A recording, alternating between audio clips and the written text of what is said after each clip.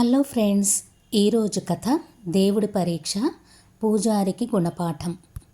ఒక అందమైన నదిగట్టున ప్రశాంతమైన ఊరు ఉండేది. ఊరంతా సఖ్యతగా సంతోషంగా ఉండేవారు.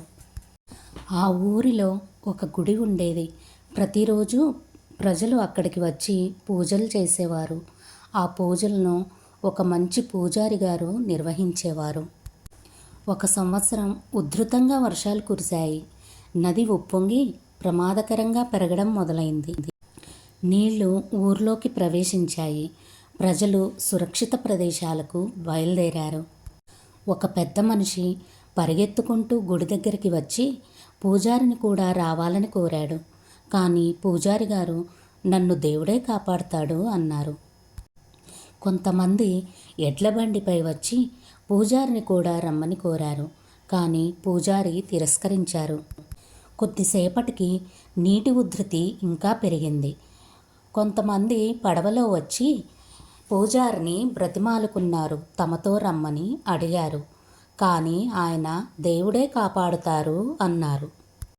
కొద్దిసేపటికి నీటి ఉధృతి ఇంకా ఎక్కువ అవడంతో పూజారి గారు గుడి గోపురం ఎక్కారు. నీళ్లు అన్నీ కప్పేశాయి.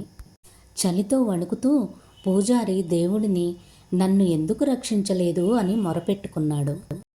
దేవుడు బంగారు కాంతితో ప్రత్యక్షమై, నేను నీకు 3 సార్లు సహాయం పంపాను, కానీ నువ్వే తిరస్కరించావు అన్నాడు. పూజారి తన పొరపాటు గ్రహించి క్షమాపణ కోరాడు. కొంతసేపటికి మరో పడవ వచ్చింది. ఈసారి పూజారి పడవ ఎక్కి ప్రాణాలు కాపాడుకున్నారు. ఆ రోజు నుంచి పూజారి గ్రహించాడు, దేవుడు సహాయం పంపుతాడు, కానీ మనం స్వీకరించాలి. నిజమైన విశ్వాసం అంటే దేవుని మార్గాన్ని విశ్వసించటం.